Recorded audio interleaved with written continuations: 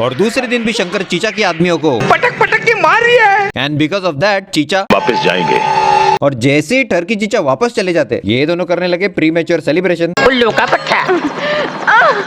और फिर से आगे इनकी पनौती। देखा आपने लापरवाही का नतीजा। और ये सस्ते लैला मजनू को अलग करने के बाद चीचा शंकर का गला काट कर खाई में फेंक देते। भला टली। अब मौके का फायदा उठाकर जितना दूर हो सके उतना दूर जाने के बजाय दोनों सस्ते लैला मजनू को वहीं पर नाच गाना करना है। तो राजा साहब आके गला तो काट ही देगा ना।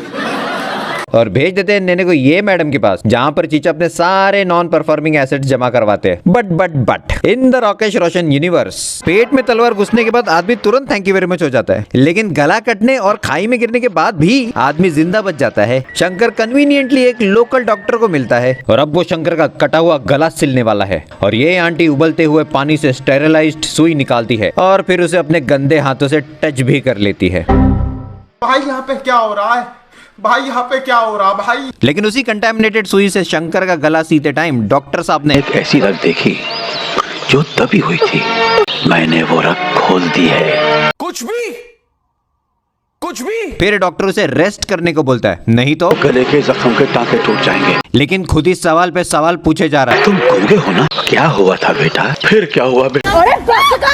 बेसिकली डॉक्टर साहब को दूसरों के लाइफ की भसड़ सुनने में ज्यादा इंटरेस्ट है और इसी वजह से स्टोरी चली जाती है फ्लैशबैक में, जब शंकर के पापा को मिलता है एक पत्थर जिस पे लगे हुए है।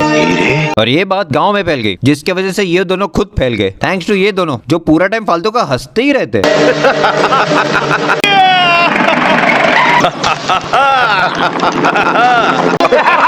अरे कौन भौंक रहा है ये बदतमीज? लेकिन बच्चा शंकर दोनों को देख लेता है और सबको बताने की धमकी देता है। मैं पूरी बस्ती में जाके बोल दूंगा, मैं सबको बोल दूंगा। इतने में पीछे से आता है एक हाथ और डाल देता है शंकर के मुंह में जलता हुआ कोयला, ताकि वो किसी को कुछ बोल ना सके। लेकिन मुंह में कोयला डालने वाले ये भूल गया कि शंकर इशारों में भी तो खूनी के बारे में बता सकता है। क्या गुंडा बनेगा रे तू? क्या इन दोनों ने मारा है तुम्हारे माँ बाप को? इंस्पेक्टर साहब, गिरफ्तार कर लो इन दोनों को। और पुलिस दोनों को जाके थैंक यू वेरी मच भी कर देती है। पुलिस कब से इतनी ज्यादा प्रोएक्टिव हो गई? मुझे भी सरप्राइज है। वैसे अगर बच्चे ने इशारों में बताना ही था कि कौन खूनी है, तो फालतू में मुंह में कोयला डालने का क्या पॉइंट बनता है? हमको नहीं पता। कट टू प्रेजेंट, जहाँ शंकर एकदम ठीक हो गया है। गजब का डॉक्टर है भाई, एक ही बंदे ने हाथ पैर के फ्रैक्चर भी ठीक कर दिया, गला भी सिल दिया और तो और साउंड बॉक्स भी ठीक कर दिया। पाइल्स का भी इलाज करते हो क्या?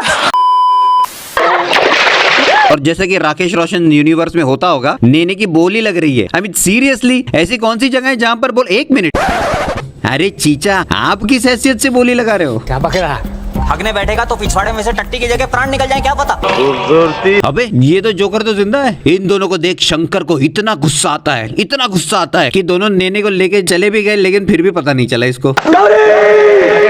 साहिबा, गूंगा बोला साहिबा। लेकिन अचानक सीन में एंट्री मारता है ब्रिजुआ मार्जिन और फालतू की बकवास और बहुत सारा पब्लिक प्रॉपर्टी का नुकसान करने के बाद फाइनली ब्रिजुआ थैंक यू वेरी मच हो जाता है, खत्म। फिर वो जाता है नेने को बचाने और जोकर नंबर 1 सामने आते ही शंकर उसको पूछता है पहचान कौन? और दोनों फिर घसरगुंडी का खेल करने के बाद शंकर उसको पूछता है, पहले उस तीसरे आदमी का नाम बता जिसने मेरे मुंह में चलता हुआ कोयला डाला था। राजा साहब का। क्या? ये क्या पक रहे हो मादर? अब शंकर कसम खा चुका है कि सबको एक एक करके थैंक यू वेरी मच कर देगा और सिर्फ राजा साहब की फाड़ने के लिए वो जोकर नंबर 1 को छत से नीचे फेंक देता है विद अ मैसेज, तुम सब बारी बारी जलकर राख हो जाओगे और फिर राजा बजाएगा बाजा। और अब उसका नेक्स्ट टारगेट है जोकर नंबर 2, जिसको नेने झूठ बोल के शंकर के पास लेके जाती है, लेकिन स्टाइल मारने के चक्कर में जोकर नंबर 2 भाग जाता है। Turns out joker number 2 Shankar पे ही भारी पड़ रहा है। वो तो बाद में जैसे तैसे उसको भी थैंक यू वेरी मच कर दिया गया। जोकर नंबर 2 को अकेले थैंक यू वेरी मच करने में भाई के तो वो राजा साहब से पंगा लेने से पहले खदान के लोगों को जमा करता है, लेकिन इन लोग की बकरी में मैटर गंदा एस्केलेट हो गया। पहले पत्थरबाजी, फिर गोलीबारी, फिर ये भाई का टिकटॉक वाला स्टाइल, मैं बोल रहा हूँ कुछ कांड। लो अब बमबारी भी हो रही है, but Shankar had enough of it. वो सीधा जाके डीआईजी के बम में मुंह डाल देता है। एक मिनट, शायद मैंने उल्टा बोला। वो सीधा जाके डीआईजी के मुंह में बम डाल के वहां से अब बचा सिर्फ राजा साहब, लेकिन शंकर और राजा साहब के बीच में लग गई है आग, जिसको शंकर यहाँ से आराम से क्रॉस कर सकता था, लेकिन नहीं, भाई को आग के बीच में से ही भागना है। क्या साबित करना चाहता है तू? क्या साबित करना चाहता है तू? और यहाँ राजा साहब इस उम्र में ट्रेन में कूद जा रहे, ये सोच के कि शंकर से बच जाएगा। लेकिन राजा साहब को नहीं पता कि शंकर रोज विरार से अंधेरी अप डाउन करता है, तो ये वाली चलती ट्रेन तो उसके लिए हलवा है। लेकिन जो विरार वाले बोरोली वालों के साथ करते वो राजा साहब शंकर के साथ कर रहे, लेकिन उस चक्कर में दोनों की ट्रेन ही छूट गई।